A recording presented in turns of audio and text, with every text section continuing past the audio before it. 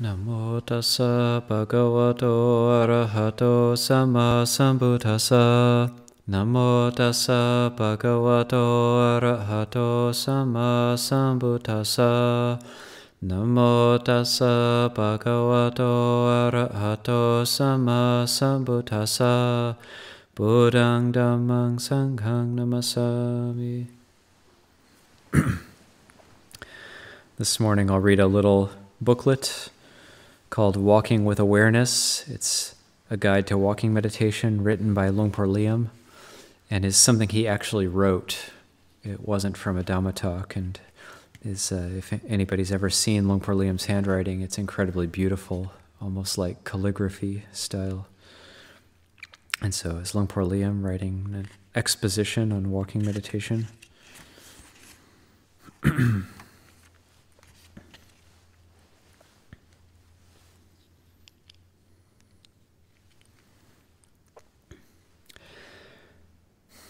The secret of walking meditation is to walk in a manner that will imprint nothing but peaceful happiness with each step.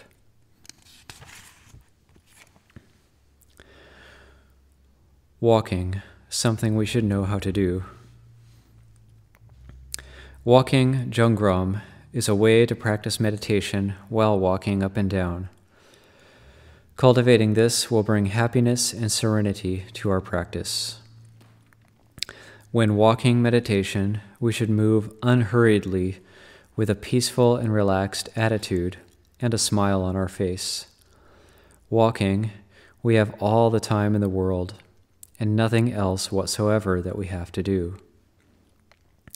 With every step, we let our worries and concerns fall away. We should take every single step in this way for the sake of abiding in serene happiness.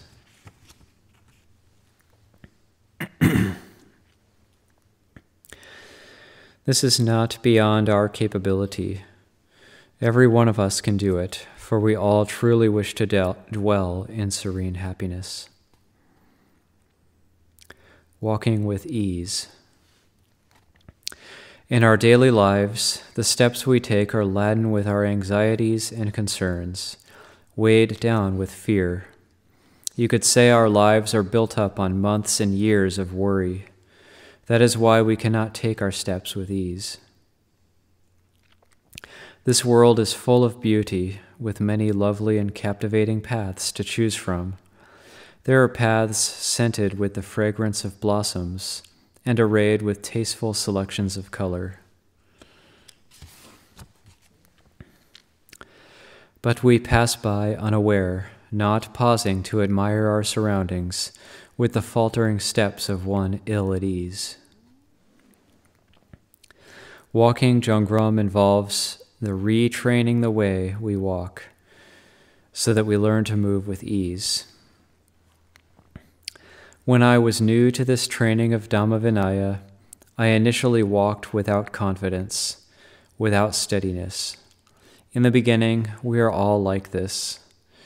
But then, after not so many weeks, we are able to walk assuredly and steadily, clear, bright, and calm, quite naturally. Our lives are often haphazard and chaotic.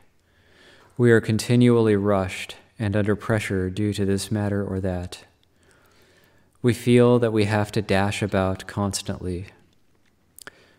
But just where is it that we are rushing to? This is a question we tend not to ask ourselves. Walking Jongrom is like taking a stroll. We don't need to set any definite goal or time limit. We walk meditation just to walk meditation. The point is just to walk without any goal to be reached. Walking meditation is not a method, it is an aim.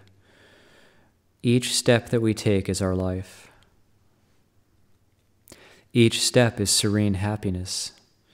That is the reason we don't walk in a hurry. That is the reason we step with measured dignity. There's nowhere we must get to, no goal to pull us forward. In this way, we walk mindfully with contentment on our face.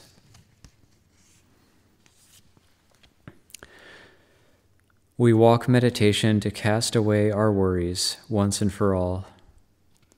Suppose that we had the eyes of the Buddha. We could see the footsteps of others impressed in the ground, engraved records of their worries and sadness.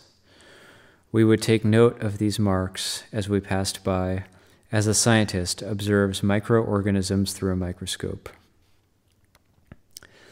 The secret of walking Jongrom is to walk in a manner that will imprint nothing but peaceful happiness with each step. To walk like this, we must learn how to throw off all of our sadness and worries without exception.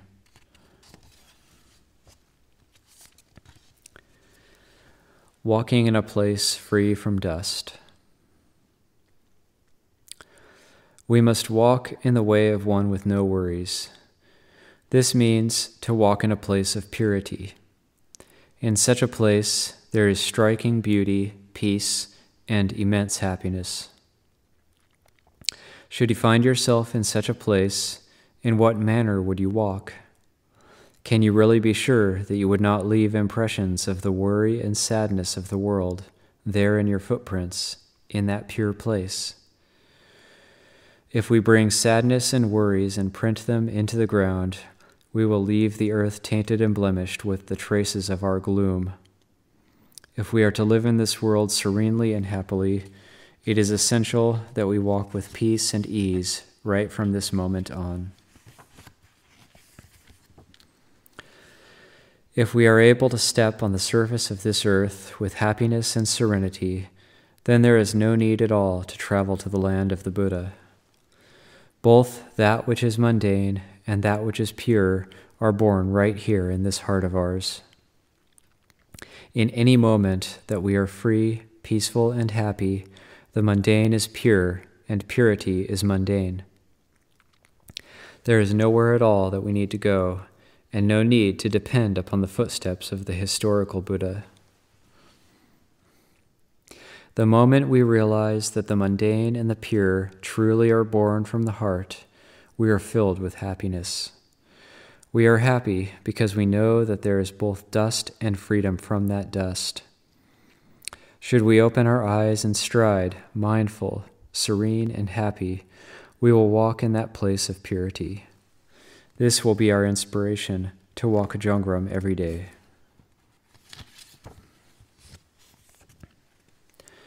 The way we walk through life. When walking meditation, please walk in a natural way. No need to keep the hands together at the chest or maintain a rigorous posture. Choose a quiet and peaceful walking path in the forest, in a public park, on the bank of a river, or in a monastery or meditation center. You can practice at any time. Should anyone see you, they'll know you are walking Jongrom, and they won't disturb you. Anytime you encounter someone during your meditation, simply make a brief sign of respect, joining your hands and raising them to the chest, then carry on walking.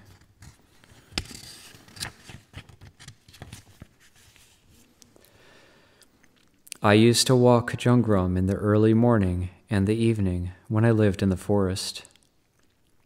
The forest animals, my neighboring friends, would come and call out when they saw me walking. They weren't familiar with the movements of one walking at ease, peaceful and quiet. But if I were to walk rapidly, they would simply think, that's something normal, and pay no further attention. Most of us these days go through life, whether we are walking, standing, sitting, or looking at all the different things in the world and its various living beings, as if we are sleepwalking. We have no idea what we are doing or in which direction we are headed. Our awakening will depend on whether we are able to walk with mindfulness. The future of all living beings on earth truly depends on the way that we take each step we take. And a quote, "One who traces the footsteps of his heart will escape from Mara's snare," unquote. Walking for awakening. Walking Jungram can open our eyes and ears to the wonders of the universe and can change the world into a place of peace and joy. It can help us to end suffering, sorrow, sadness, and worries, and bring us the happiness of peace. In the same way, it can enable us to see the suffering in life. If we can't see that which arises before and all around us, how can we expect to see our own nature?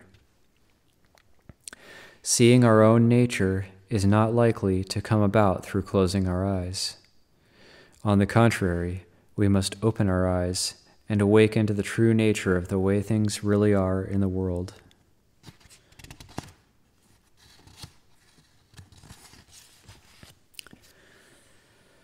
Opening our eyes will enable us to see nature within ourselves and our own inner Buddha nature awakening.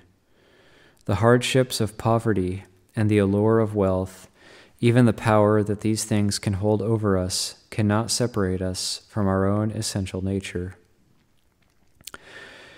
Walking paths shaded with leafy trees and others with lovely coverings of fallen leaves, these are the Jungram paths that lie ahead of us.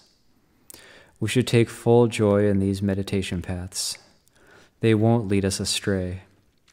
While walking, we will observe and take note, awakening to the true suffering of the world. Every walkway in this world can be a walking meditation path for us. As we awaken, we will not hesitate to walk upon these paths at all.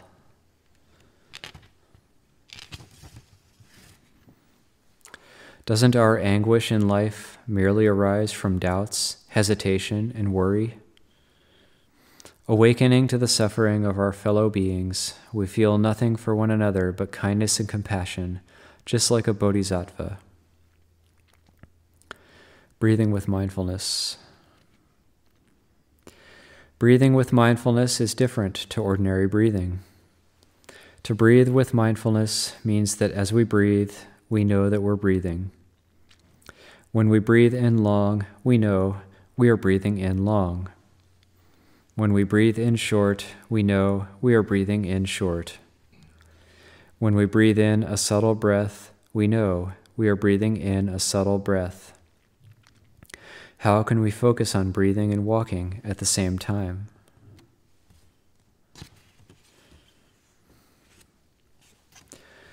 One way is to combine the breathing and the walking together using a counting technique. We can count the number of steps we take.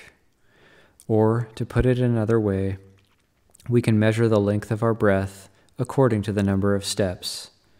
How many steps do we take as we are breathing in? And how many steps do we take as we are breathing out? Do this for some time, for a number of weeks.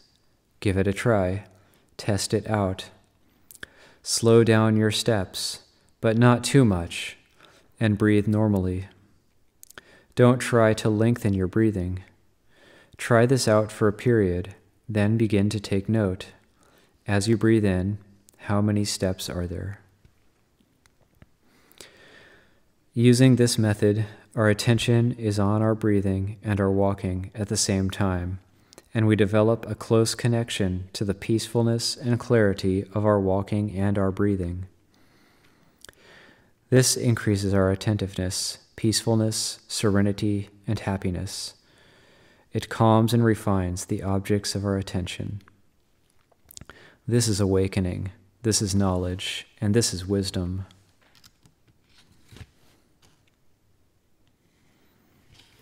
And that's all. I believe that's translated by Ajahn Tanyo, who is now known as Venerable Visuddho. So